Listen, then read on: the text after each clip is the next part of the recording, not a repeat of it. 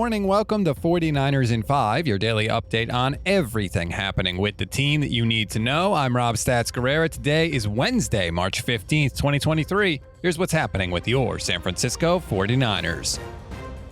Well, the good news keeps coming for the Niners this offseason. NFL media's Ian Rappaport broke the news that Jake Brendel is staying in San Francisco. He gets a 4-year deal, but don't freak out too much. You know how the Niners work. Like all NFL contracts, what it says on paper is not what it ends up being in reality. We're probably looking at a 2-year deal here for Brendel, which is fine because he's going to be 31 when the season starts. He also doesn't have the same wear and tear on him that a veteran might have because he was never a starter until last season. So it's a very young 31 years old. Zach Rosenblatt covers the Jets for The Athletic, and he reported that New York actually offered Brendel more money, but Jake wanted to stay in San Francisco. Brendel was everything the Niners could have hoped for and more last season. First, he played in every single game. He only allowed 1 sack all year, and he was actually a Pro Bowl alternate. Is he an All-Pro? Absolutely not. But you can't have those guys at every position. You need a couple good enoughs along the line somewhere because this is a salary cap league. We also got a little more information on Sam Darnold's contract yesterday. It's a 1-year, $4.5 million deal with $3.5 million guaranteed, but it maxes out at $11.5 million with incentives for playing time, playoffs, wins, and passer rating. Here was Albert Breer on the Rich Eisen Show. Maybe it becomes something, maybe it doesn't. At the very least, it's going to push Trey Lance and give them another option while Brock Purdy gets healthy. It's sort of, I think, saying, okay, like we're going to see what happens with Trey Lance, but we're going to make sure that we cover our butts on the back end. We get another guy who's got some talent in here to compete. And this is going to basically get us through until Brock Purdy is back.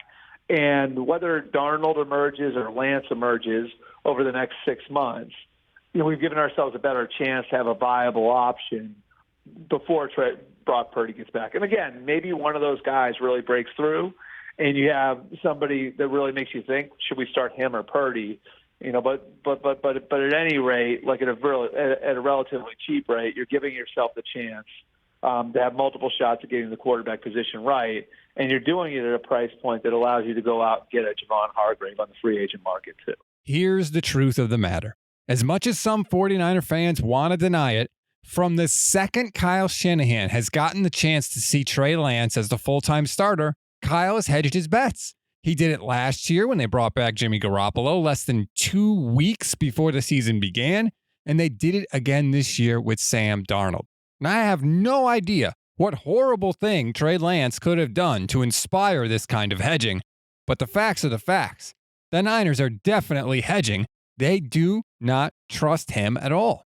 Elsewhere around the league, Niners free agents continued to find new homes. Samson Ebukam reached an agreement on a 3-year, $27 million max contract with the Indianapolis Colts that includes $11 million in the first year. Azeez Al-Shire and Daniel Brunskill are heading to Tennessee to play for Mike Vrabel and new GM and former 49ers front office executive Ran Carthon. And Emmanuel Mosley is headed to the Motor City, agreeing to a 1-year, $6 million deal with Detroit. We always give you one thing to read, one thing to watch, and one thing you might have missed. One thing to read on this Wednesday. If you like the nitty-gritty details of the salary cap and how the 49ers are structuring their contracts, David Lombardi has a very informative column up in The Athletic right now that you are going to love. Basically, Parag Marathe and the Niners are doing literally everything they can to keep as much cap room as possible in 2023 while their quarterback room is so cheap. One thing to watch in that vein, the Niners restructured the contract of Mooney Ward to free up around $10 million in cap space. That gets them back under the cap after the Hargrave deal, and more importantly, before today's 1 p.m. Pacific time deadline. Ward will not be alone. I expect to see the contracts of Christian McCaffrey and Fred Warner restructured in the near future. One thing you may have missed, even though Robbie Gould told Adam Schefter earlier this offseason that he won't kick for the 49ers this year, there was a rumor circulating online that Gould was in contract talks with the Niners and at least one other team. That's a wrap on today's 49ers in 5. Please rate, review, and follow both the Gold Standard and Niners Nation podcast networks. Enjoy your Wednesday, everybody. I'm Rob Stats Guerrera. We'll talk tomorrow.